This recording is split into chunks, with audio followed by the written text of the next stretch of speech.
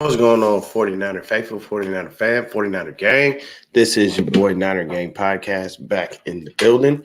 So definitely hit that like button, hit that subscribe button, turn on the post notifications so I can keep you up to date on any and everything San Francisco 49ers. With that being said, let's get right on into it, man. Week three came and went, and we saw some things we didn't think we would see.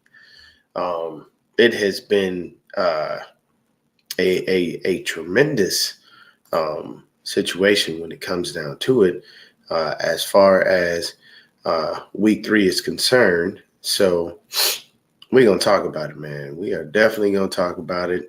It has been something that has been crazy, basically, when it comes down to it. So as soon as this thing loads up, we're gonna talk about it, man, because it has been very tumultuous week three. We went ahead and handled our business. Some teams did, some teams did not. Just wanted to make sure I was doing that. Give me a sec. Let me stop Robert Griffin III from talking. It's a perfect way to pause him, too. But basically, we're going to take a look at these scores. We're going to talk about a few things real quick. Hey, good morning, Mom. What's going on, 49er Chanel? That's Joel. Good guy. So basically, first week of the season, everybody did what they were supposed to do, except for a few teams. And we're going to talk about it. So we went ahead and we did what we were supposed to do. We beat the Giants 30-12. Came out on Thursday night, handled our business. Third game in a row, we've scored 30 points. We just going to call them Purdy 30 because every time we play with Brock, 30 points gets put up on the board somehow, some way. As you can see, the 49ers scored in each quarter, shut the Giants out in the fourth quarter. They scored nothing. Purdy, best throwing game, 310 yards, 2 TDs, took 2 sacks. We had 141 yards rushing. Christian McCaffrey averaging 4.7. He had a TD. So we did exactly what we needed to do. Then we had a couple of quick kicks from Money Moody here. That's what I'm going to call him. He had 3 out of 3 for the field goal. So we scored 21 on offense, 3 on, 9 on special teams from our kicker. Works for me, man. Things worked out. Everything went the way that it was supposed to go. We get the W. That's all that matters. We are 3-0. I believe there are only 2 other teams in the league that are 3-0, and one of them is the Eagles, and the other is, I believe, the Dolphins. So let's take a look at it. So Titans and the Browns. Now, this game is definitely a little different. I picked the Titans to win, but I am underestimating the Browns. The Browns are currently 2-1. They have right now taking over, man. They look pretty good. They don't look as bad as we thought they would. There was a little bit of confusion on what they would be because we don't know what Deshaun Watson is. He hasn't necessarily played football in a few years. It's been a minute. So when you take a look at the situation, man, it just looks like Cleveland was dominant on defense. They beat the crap out of them 27-3. The Titans are now 1-2. Derrick Henry, 11 carries for 20 yards, averaging 1.8 yards per carry. That is nowhere near what Derrick Henry does. That's a whole grown-ass man out there. They shut him down. They shut the Cleveland Browns. The Cleveland Browns shut down the Titans so bad, they had 26 yards rushing in total. You average 1.7 yards per carry. You ain't doing nothing. And then you flip to the other side of the ball. It wasn't necessarily spectacular. Deshaun Watson had 4 carries for 16 yards. And Pierre Strong, I don't know who this is, 6 for 27. They did have 1 rushing TD, but that was by a guy named Jerome Ford and his rush average. So it looks like the run games for both of these teams didn't necessarily do anything crazily spectacular. So run defenses on both sides of the ball did what they were supposed to do, seemed to work out. Deshaun Watson, 27-33, 2 TDs. He did take 3 sacks, but he's getting the feel for it. So hey, 289 yards, 2 TDs. You can't ask for much more from the man. Then you have Ryan Tannehill, 104 yards and nothing, and took 5 sacks. And I think majority of those are Myles Garrett. Amari Cooper, 7 for 116 with a TD, 2 for 33 for Jerome Ford. They had several fumbles in the game. They only lost one of them. Looks like Deshaun Watson, Donovan Peoples-Jones, and Elijah Moore. Then when you come over to the defense, as I suspected, Myles Garrett, 3.5 sacks. Alex Wright had one, and Okwuonu, he had half a sack. So, that tells you right there that Cleveland is doing their thing, man. I can't be mad at them doing exactly what they're supposed to do. They scored in every single quarter, and Tennessee only scored in the second quarter. So that tells you all you need to know about that one right there. That is a harsh situation for the Cleveland Browns. If you're a better Perk Dog in the house, what's happening, Perk? So yeah, man, if you're seeing this stuff, it is crazy right now. And I'm trying to get this thing to get back to what it was. There it is. Sorry, these things are taking a while to load. So we're gonna keep on rolling through through everything. The Lions came away with the win, stole that undefeated streak from the Falcons there. Falcons only scored in the second and fourth quarter, and they only were able to muster 6 points. The Lions came through with 3 in the first, 10 in the second, nothing in the third, and 7 in the fourth. So they came through and got that dub. The Packers and Saints game was a serious barn burner. Like, they went back and forth. If you look at this right here, the Saints had them from the first and second quarter, and then they disappeared in the second half. Saints scored 7 in the first, 10 in the second, nothing in the third, nothing in the fourth. So second half, they just didn't show up. I believe Derek Carr had gotten injured in this game and had a shoulder injury, and he didn't come back, and Jameis didn't do much better. But basically, the Packers did not score for the first 3 quarters, and they had not lost a home opener in God knows how long. And you see that streak stays intact. They came in the fourth quarter and scored 18 flat-out points and made things happen. So you gotta give it to the Pack. They came back on that one. Now, this was the game that everybody was like, holy shit. This game looked like a college football game because of the score. 70-20. The Denver Broncos should be ashamed of themselves and probably shouldn't even play football for the rest of the year, just due to the fact that this ass whooping came through. Look at the box score. Denver in the first quarter, 7. Second quarter, 6. Third quarter, nothing. Fourth quarter, 7. So usually 20 points is not great, but not bad. That wasn't true. The Dolphins literally scored. They flip-flopped their scores every quarter. They had 14 in the first, 21 in the second, 14 in the third, another 21 in the fourth. They scored 10 damn times. Tua Tagovailoa was 23 or 26. That means that man only missed 3 passes, 309 yards, 4 touchdowns, and did not take a sack. All bad. Mike White was 2 of 2 for 67 yards and a TD. That means your backup quarterback came in and scored a touchdown on this defense. So they had 5 passing touchdowns. They had 5 rushing touchdowns. The A-Chain, 18 carries. That man put up 203 yards. The Dolphins put up over 700 yards of offense combined and scored 70 points. Denver should be ashamed. 350 yards rushing. 200 of them by A-Chain. 82 by Mostert. 66 by Chris Brooks. I don't even know who Chris Brooks is. And Mostert had 3 TDs. A-Chain had 2. Like, this is just an atrocity. And then when you look at the Broncos, 69 yards. They destroyed y'all. Like, this is pathetic. You know what I'm saying? Cortland Sutton, 8 catches, 91 yards, and a TD. Usually in any game, that's okay. But it wasn't in this one. Look at this. Tyreek Hill, 9 catches for 100. This man averaged 17.4 yards per catch. 157 yards. That is insanity. Robbie Chosen, 1 catch, 68 yards, touchdown. Raheem Mostert, 7 catches, 60 yards, and 1 TD.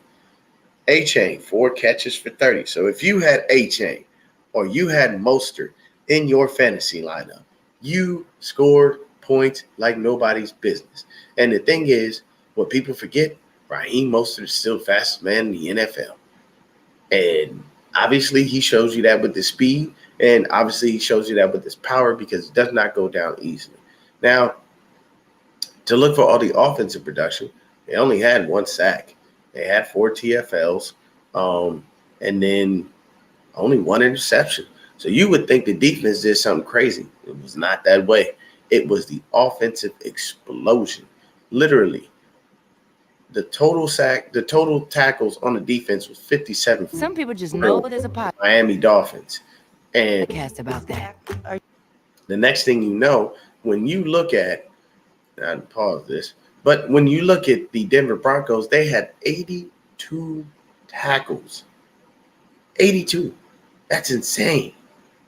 Like just ridiculous. I mean, I ain't never seen no game like this. You know, in all my days, I've watched some games where there's been some lopsided situations, but this one took the cake, man. I ain't never seen nothing like that before. They beat the brakes off of the poor Denver Broncos. If I was Sean Payton, everybody be catching the Greyhound bus back to Denver. You wouldn't be on a plane with me going no damn where. Or if we got another destination that we got to go to, you gonna catch the bus that way. Because that was an atrocity of a game. That's pathetic.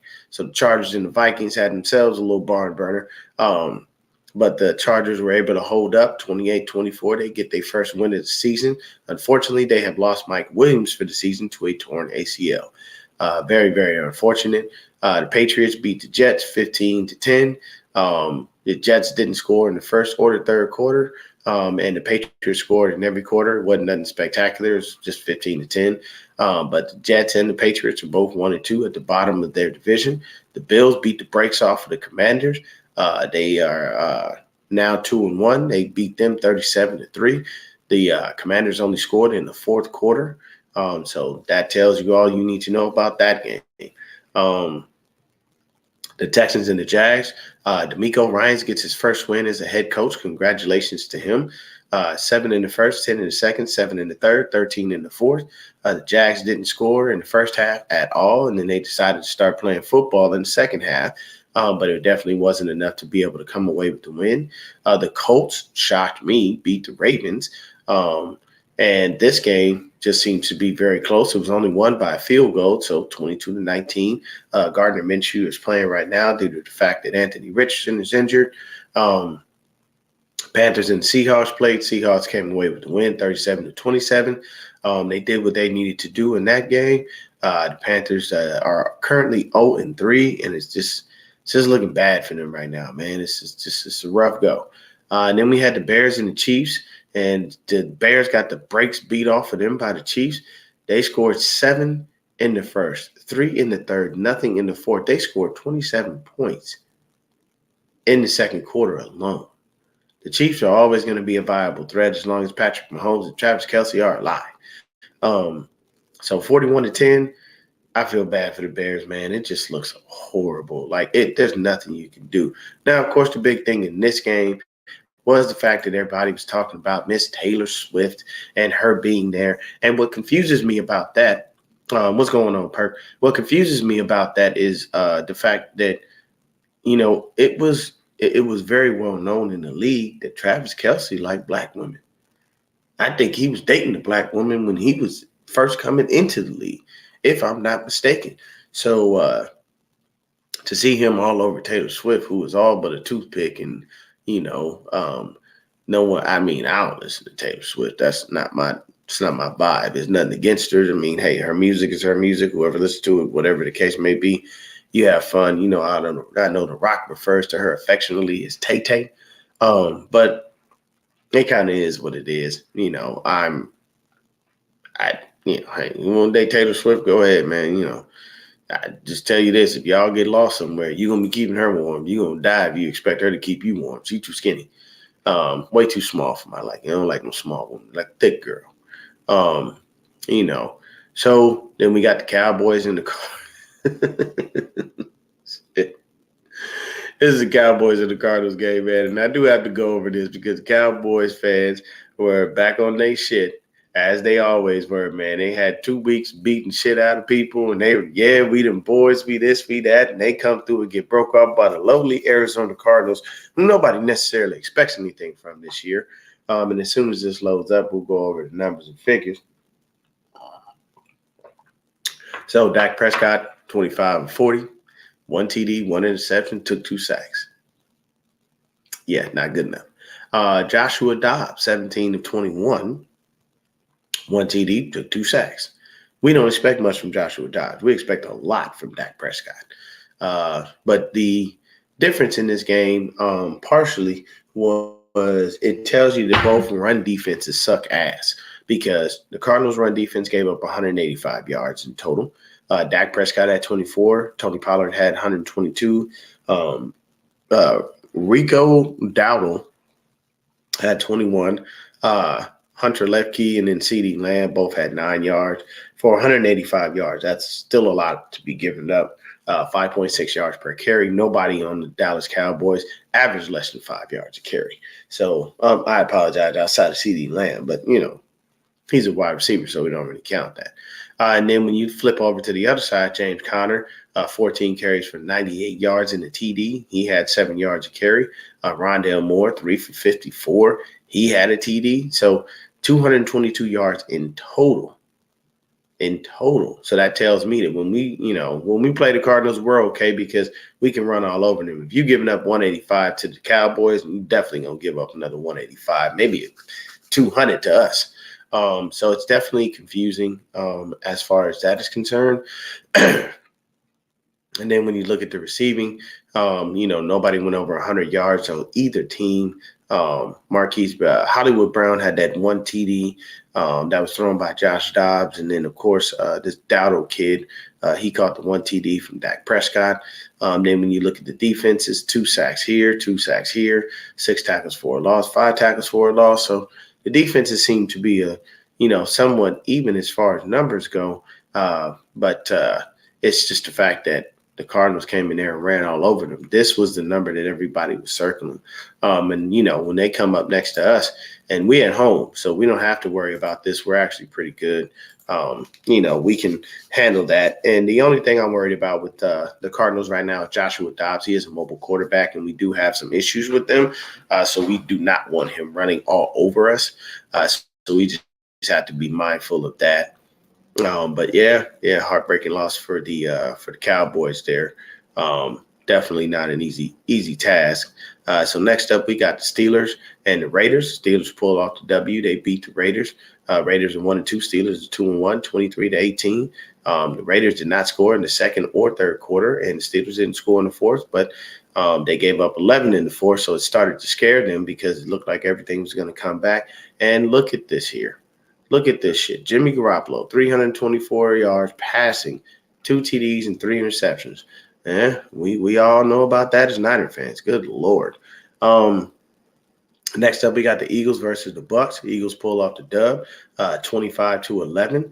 They scored in every quarter. The Bucks did not score in the first or the third quarter. Then you have the final game of the week 3. You got 19-16. The Bengals come through and squeak out a win over the Rams. So they didn't score in the first, but they scored every other quarter. And in the Rams, they were only able to muster 3 points. The only time they scored 7 was in the fourth. So that tells you that the Bengals defense was trying to work and do some things. But yeah, man, it's definitely, that's definitely the case. That's definitely what happened.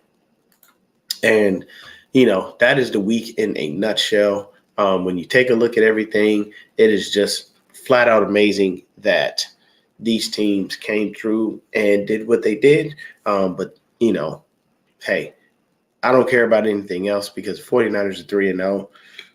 Looking to go this week 4-0, beating on the Arizona Cardinals. And it's definitely going to be a fun week for us. But that is the week in a nutshell. Just came here to let y'all know exactly what happened.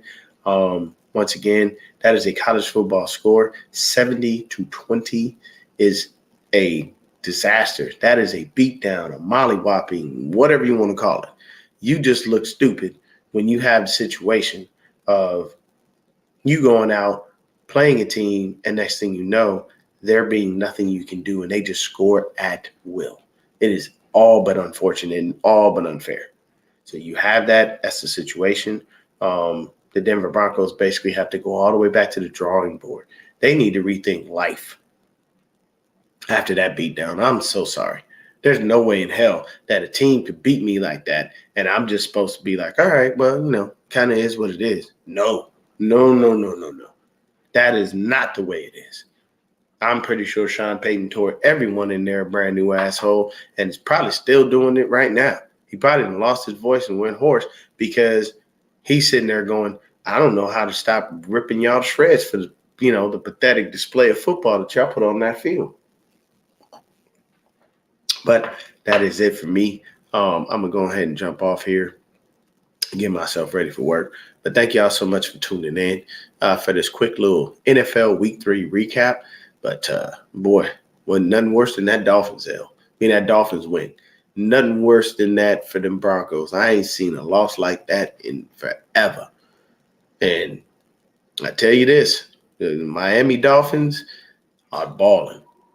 And right now it's the Eagles, the Dolphins, and the 49ers that stand alone as the only undefeated teams. And, yeah, man, it's definitely going to be a fun and tumultuous season. We will see what the season brings. But I'll keep bringing y'all these recaps. Everybody stay up, stay faithful, stay blessed. Have a wonderful day, and I'm out. Peace.